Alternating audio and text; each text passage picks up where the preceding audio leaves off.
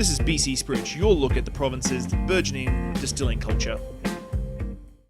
What is happening, BC Spirits? BC Spirits, I don't know what episode it is. I've been missing them left, right, and center. This week, I decided to do one mainly because I did a Spirit of the Day recently, I think like 2-3 days ago, using this lovely little number from Elder Brothers Farms, their Elderflower Liqueur.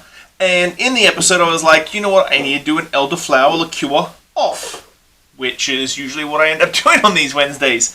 I am missing one elderflower before everybody comments. I am missing the elderflower from New Wave. New Wave is difficult to get here on the island, so it's a little bit of a pain in the ass. So I haven't got the New Wave. I do really want to include it, but that being said, we've got 3 elderflower liqueurs today. Now, isn't it interesting that I can do an elderflower liqueur off, and I'm missing one of 4 different elderflower liqueurs just made here in BC. This really has to make you start wondering about our craft distilling and how amazing it is that I can sit down and do an episode tasting off elderflower liqueurs. Just elderflower liqueurs. Not doing like things, but like it kind of is amazing, and I have to say that.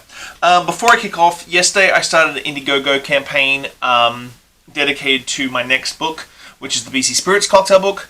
If you go and pledge, you get some swag, you get books, you get signatures, you get everything. So I want to thank everybody who does pledge. I'm hoping that I can make the things. I'm self-publishing this one so that every year I can publish again, which is not going to be the easiest feat in the world, but I'm hoping that every year that I can republish and update the book, and update the book, so on and so forth. So let's kick this one off. I'm actually going to just... no, I'm going to leave that one to the end. So let's kick it off with the Elderflower Liqueur from Odd Society. These guys do it seasonally. This one kicks in at 23%. Freshly harvested BC grown elderflowers, steeped within hours of picking. Ooh. On the nose, really fresh. Now, I've done fresh elderflower liqueur back in the day from scratch. Super fresh, but when you have that freshness, you have that greenness as well. So it's very a mixture of flowers plus the green little buds, and basically the full spread of flavor on the nose. But with that comes like kumquats, a little bit of melon, some citrus, a little bit of spice.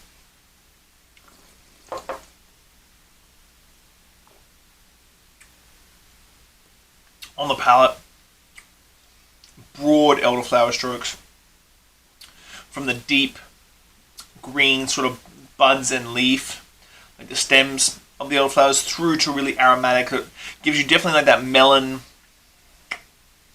kumquatty citrus, a little grapefruit peel in there. Really good start. Next one up is the elderflower liqueur from Abutus. So up in Nanaimo.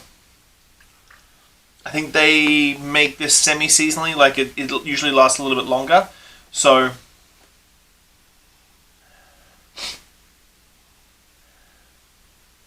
slightly different on the nose. 22%. Definitely lean into those nectarine and lychee flavors that it mentions on the back of the label. Definitely lychee. Not as much green as the elderflower for Odd Society. On the palate, on the nose it's a little bit subdued, but on the palate, wow, it just like high notes. That nectarine, that lychee, really forward, but it's got this like sharp edge, which even at 23%, correct? 22%. It's got this like nice backbone of alcohol. Not a lot of residual sweetness. Really clean. Finishes with that lychee and then that nectarine citrus sort of cut at the very finish. Really bright. Now let's finish up with the Elder Brothers that we did the other day.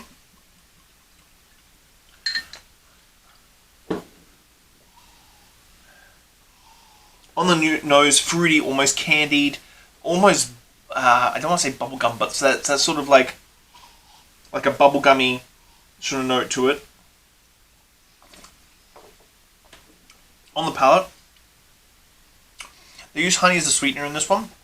So you get a little bit of that honeycomb, that chewy fruitiness. It's a very fruity elderflower liqueur. I do believe this is a fruit spirit base, so you're going to get that fruitiness from this fruit spirit as well. But it's super very fruity, off-sweety sort of fruitness from this one, from the elderflower. Still very elderflower. All of them are very like poignant elderflower, but it's very interesting how each one has been produced and sort of sits. Like this one, as the label says, like steeped hours after picking. Green buds, the floralness, the sort of full range of flavor from fresh elderflower. The Abutus, a little bit less green than the Odd Society. A little bit more of that floral, sweet, fruity, lychee and nectarine sort of kick to it. And then of course the Elder Brothers elderflower, much more fruity. Like it just jacks the fruitiness up there. There's no green sort of flavor profiles in there. It's definitely much more those sort of melons and almost stone fruity sort of kick to it, but it's still elderflower. But it's a very specific sort of elderflower flavor profile that doesn't have that green element to it. So it sort of like goes from greener elements down to like super fruity. Which do I suggest? I suggest you get all of them, to be honest with you. I suggest you get all of them. I suggest you get a bottle of some nice BC bubbles from Bella or from Bella or something like Unsworth's Chum de Lille, the Prosecco style. Go sit on your back deck, get some sparkling glasses out, hang out with 5 or less of your friends, because we got to keep everything at 6, and pour some and taste it with bubbles. I think this is a great little like spritzy sort of time to be playing around with elderflower cordials. Stop buying Saint Germain. Buy BC. I know that the elderflower from Odyssey is super seasonal, but these two are out regularly. This is brand new and will be hitting the shelves very shortly. Guys, BC Spirits number, I think it's 50 something. I don't think it's 50 something yet. But Elderflower Off from BC. Hopefully next time for New Wave will be included. Please go check out the Indiegogo campaign and see if you can pledge anything. I'm grateful for absolutely anything. I hope that I see you guys soon. Have a good day. Bye.